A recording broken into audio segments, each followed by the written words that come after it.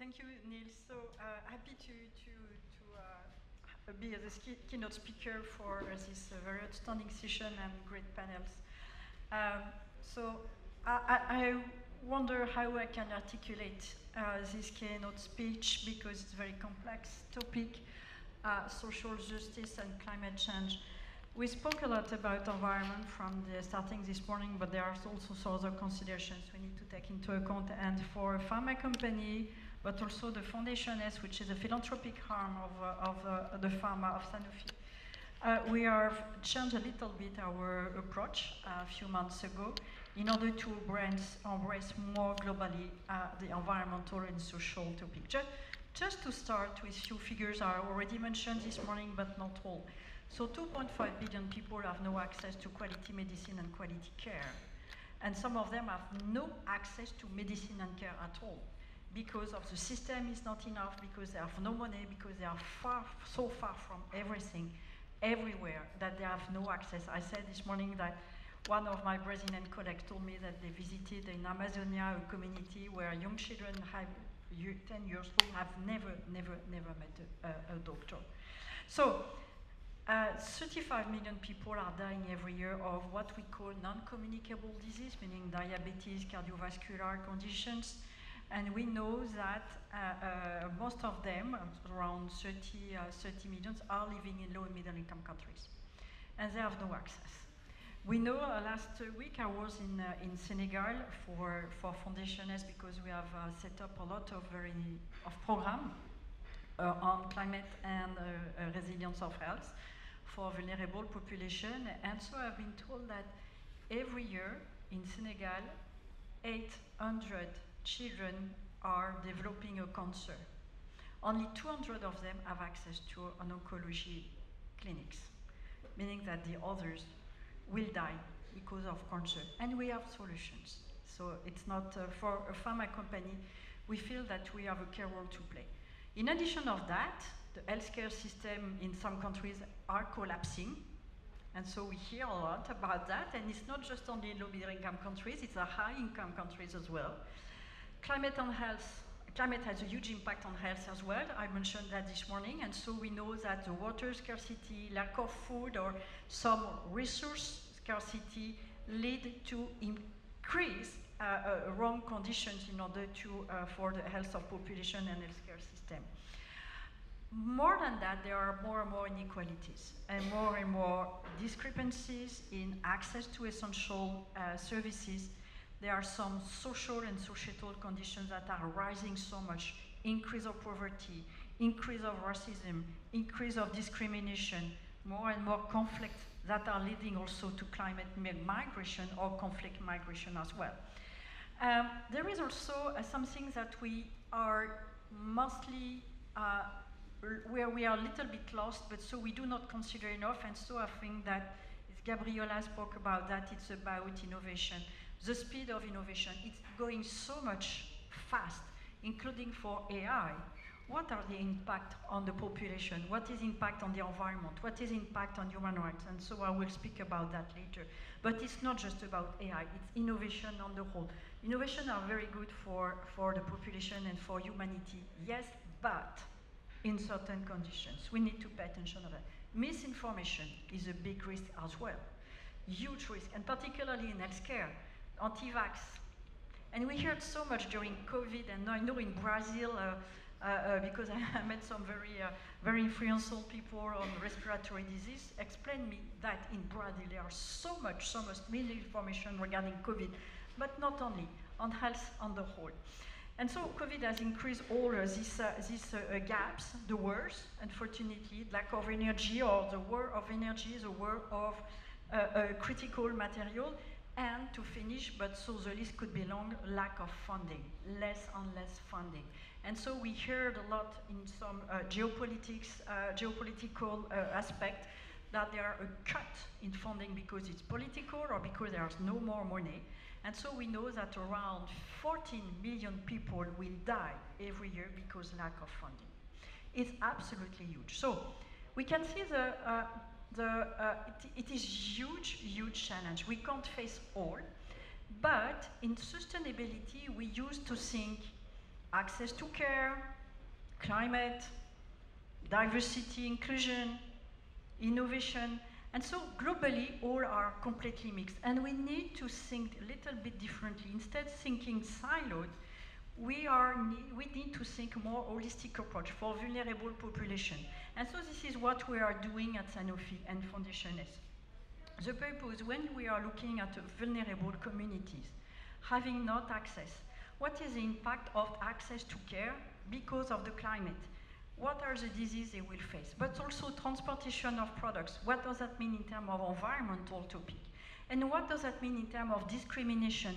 How we can support the healthcare system taking care of those communities? How we can improve education of nurses or local communities in order to bring very local community care. So it's a lot of examples there, but it's another way to think. And instead of being completely spread in initiative all over the world, we need to stay focused, but so considering one community or one geography or one vulnerable population on the whole, taking into account all the sustainability aspects. We have renewed our strategy 1 month ago, validated by the executive committee and the board of Sanofi in order to expand a new ways of thinking. We have developed a new strategy which is named AIR. I will come back on that. Our fundamental, we had the discussion in the panel before, it's absolutely clear that sustainability fundamentals are integrated in the day-to-day work, in the way we take decisions, in the way we behave. And sometimes there are some trade-offs, but so if we are speaking about human rights, which is a very important topic, how we engage with our suppliers regarding human rights. When we buy a new company, do we take care into account of human rights? When we are implementing a new facility somewhere in the world, what about the community around? Do we extract all the water, nothing more for the community? It's about human rights as well. So having this kind of reflex is super important as our fundamental. Gender balance is one fundamental. Carbon neutrality is one fundamental. This is what you said just before, Isabel. So we should not say, is it important? Yes, it is important. Yes, it is.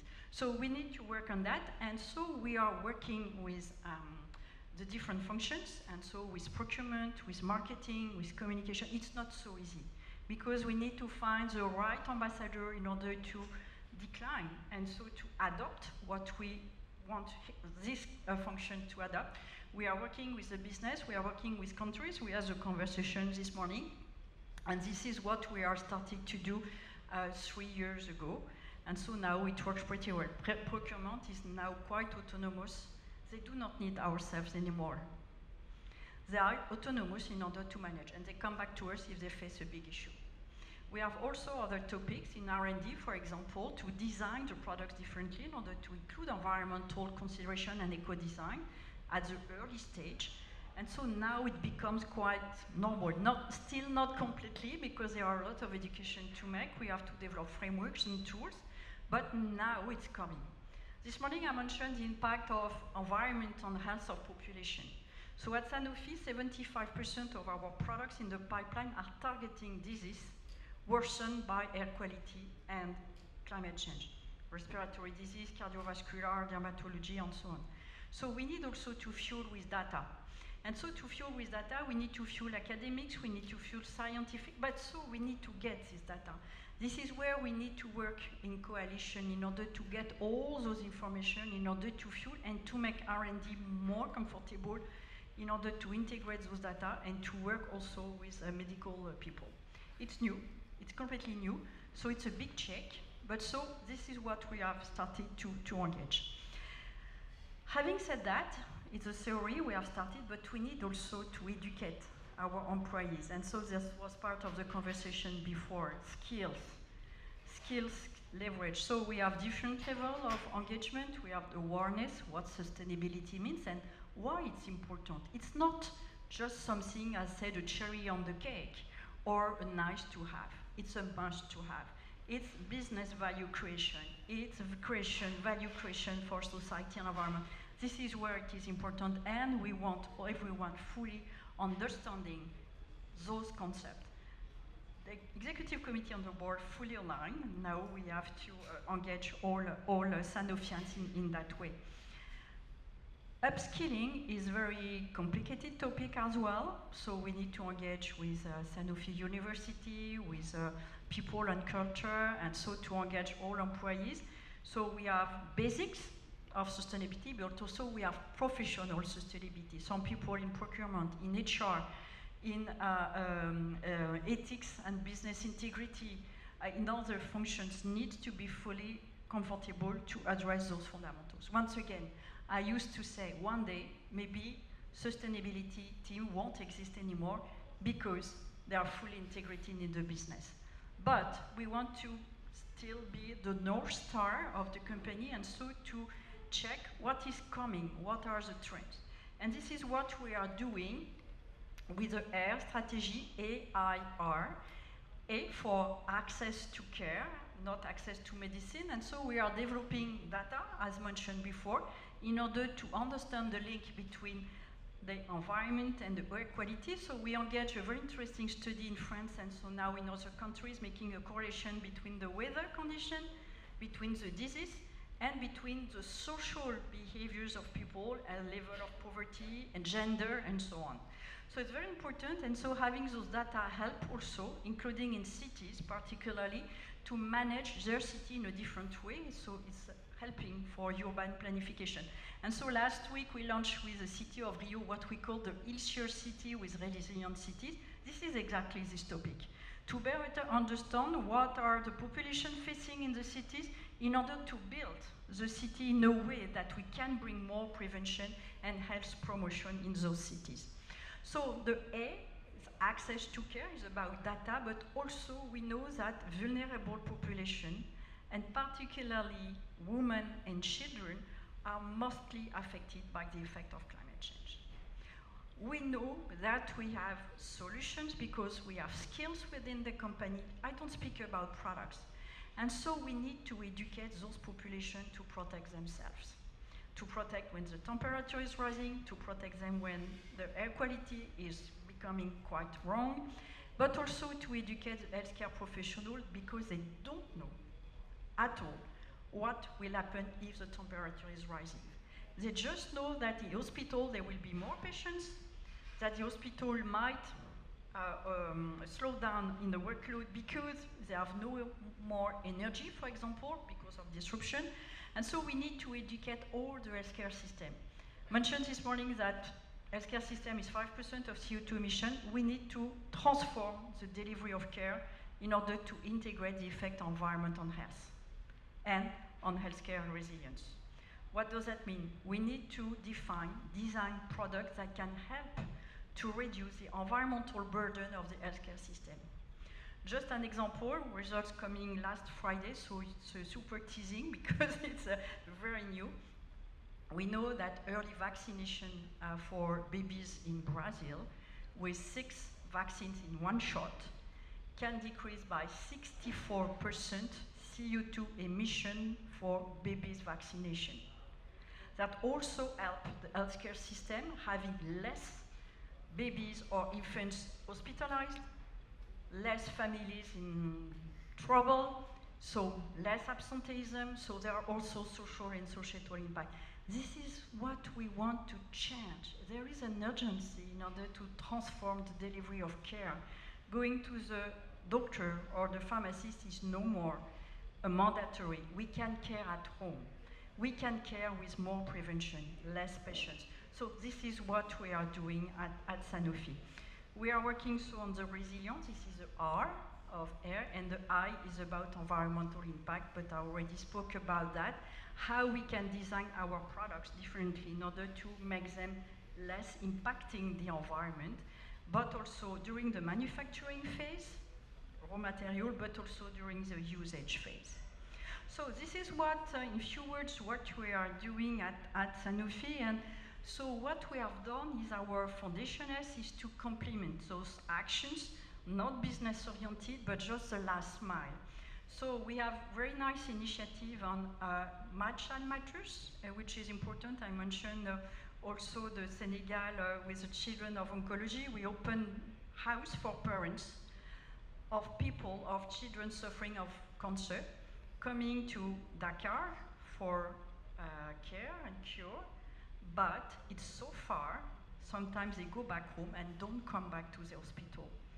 And so there's no observance of the treatment. With this house close to the hospital, we can host parents and children, and so we are sure they can continue to be cured. This is example. We also train some pediatric in oncology. Pediatrics are not, oncology is very specialty, so we are training more than 20,000 pediatrists in Africa for many years. So in order to educate and to diagnose those pediatric cancer. We have also a program in climate and health, and so we are supporting a vulnerable population in villages over the world in order to be more resilient. It's about fighting the rise of the sea, and so we are funding this kind of operation. It's about agriculture, how to restore the mangrove, and so to plant food for malnutrition of children as well.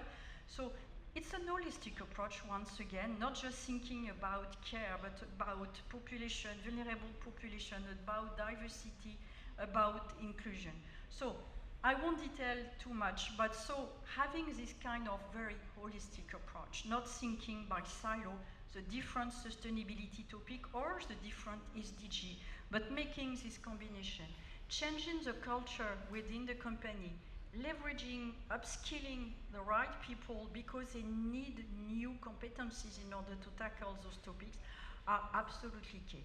And it's possible if you have a strong governance, a strong sponsorship from the top to the bottom of the organization in order to make it happen. So this is what I wanted to share in few words. So it's a little bit spread and scattered, but so to illustrate with example, I will finish what we are doing in Brazil. For sure, we are working in Amazonia for vulnerable population. So next Friday, we will launch the boat that going to the river, along the river with doctors on the different villages. We have engaged with a very medicine school in a university in Sao Paulo expedition. So we are coming with doctors. And so we are going in some vulnerable populations starting around Sao Paulo. And so in 15 days, we have engaged 3,000 consultations in 15 specialties. So meaning those people now are becoming patients because they did not know they were sick before, and now they have access to treatment and to care. So we have engaged also different programs in trust in healthcare in Amazonia, close to Manaus.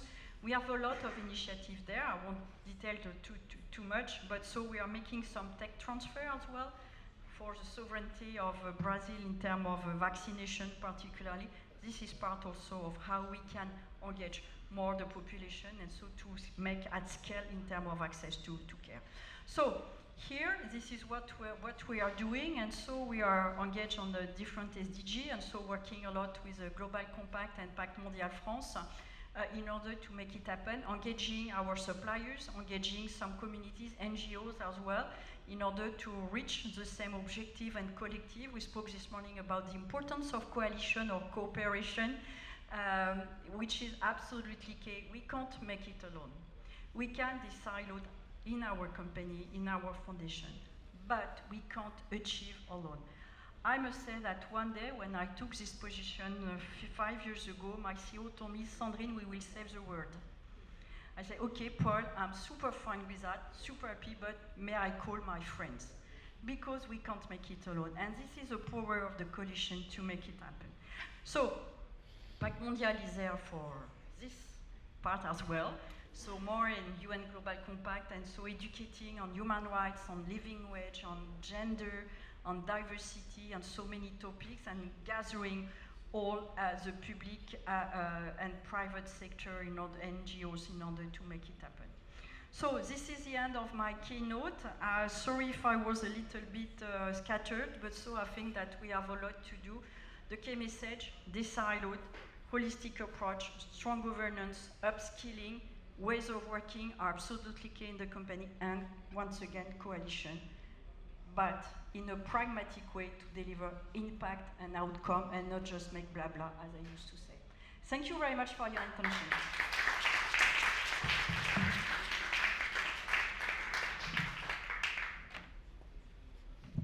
Thank you, Sandrine. So just a last word to conclude and to give a thank you to everyone. Thank you first for being there, especially at this part of the day. We had a very enlightening day, and I would like to thank everyone who has contributed to the discussion.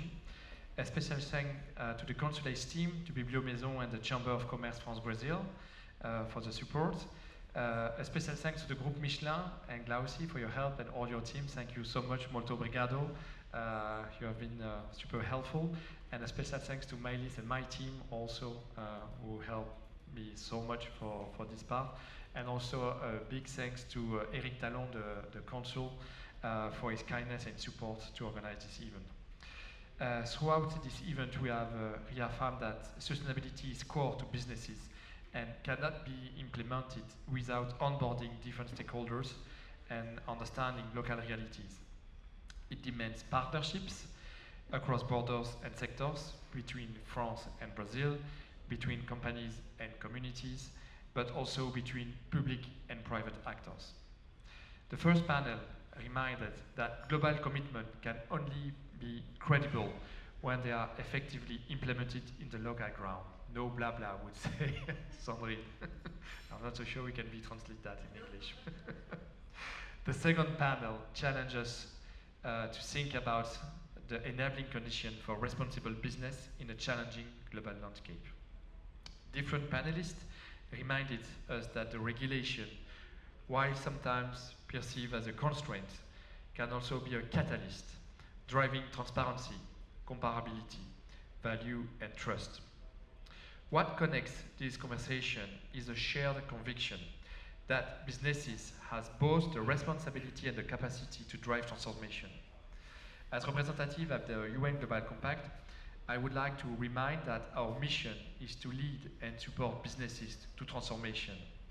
The UN Global Compact gathered 25,000 companies and organizations throughout 62 country networks around the world. And today's event has also been organized in collaboration with the Brazilian country network, which I deeply thank. Molto obrigado. It reflects the understanding that sustainability is not a matter of geography, but a collective determination. As COP30 opened today in Belém, this exchange takes on even greater significance. As much as it is our shared responsibility to turn commitments into action, Belém is a shared opportunity to shape a future that is resilient, just, and sustainable for all. Thank you, and boa tarde. And now, I think we deserve the cocktail for the last part of the day. Thank you so much, and see you in Belém.